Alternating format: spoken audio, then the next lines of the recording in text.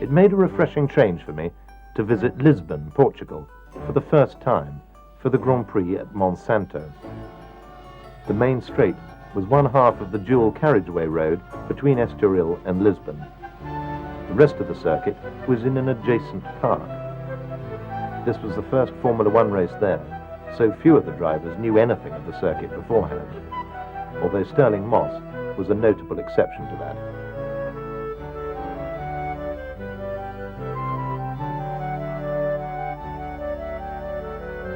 Once more, Roy Salvadori and Carroll Shelby were down to drive the Aston Martins.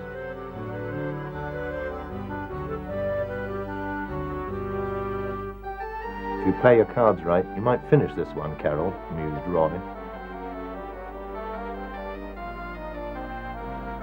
They don't play gin rummy in Sweden, so Joe Bonnier was learning the rules.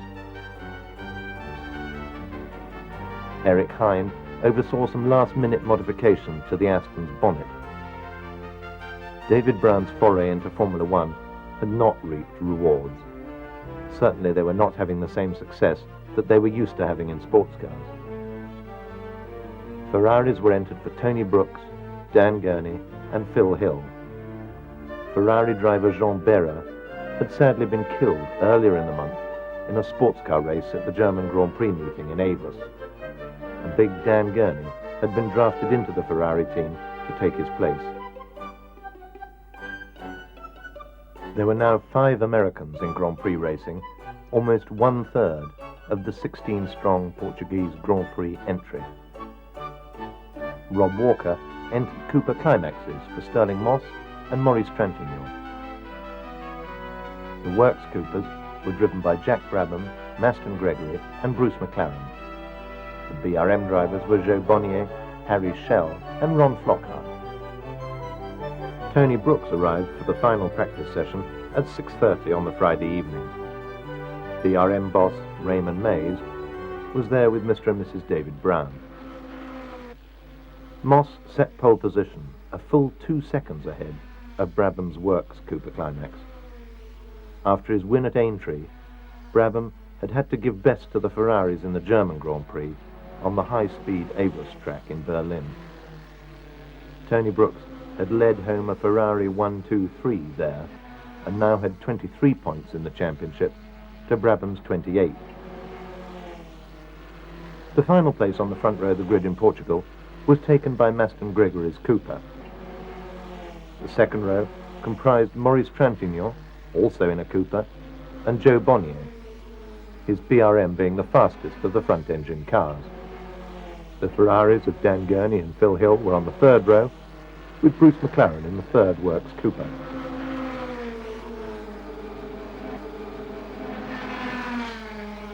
Roy Salvadori in car number 10 qualified in 12th, just a little quicker than teammate Carroll Shelby in 13th. The Astons were over 10 seconds off the pace of Moss's Cooper.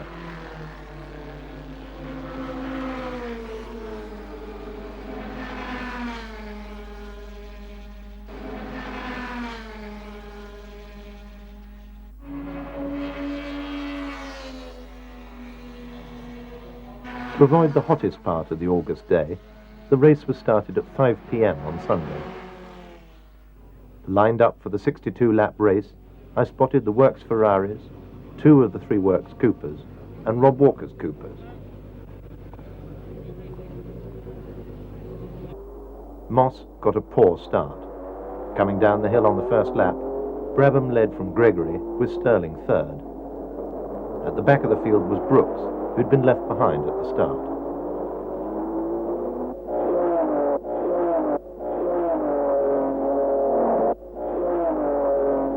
Within half a lap, Moss had got into the lead. The Astons were unfortunately outclassed.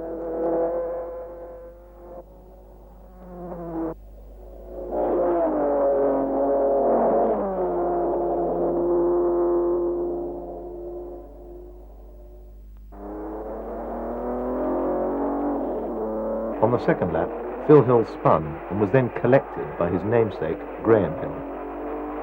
Later, Brabham lost control, hit a telegraph pole and was thrown out of the car.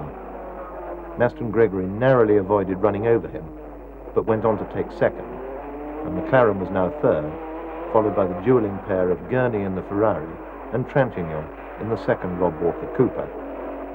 Neither the Astons nor the BRMs were in contention at all.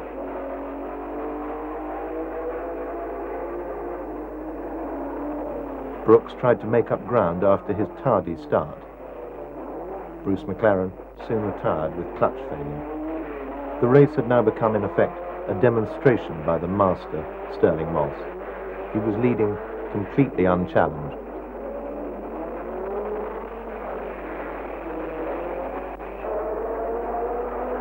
The Gurney-Trintignant battle provided the only close racing. Gurney eventually pulled away, but his Ferrari showed signs of a brush with the scenery. When Moss started his final tour, he had already lapped the entire field.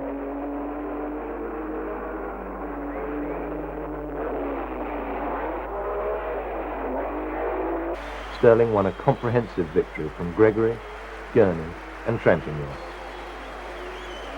So after a bad start to the season, plagued by retirements, Moss was overjoyed to win his first Grand Prix of 1959, and he had moved into third place in the championship, 5 points behind Tony Brooks.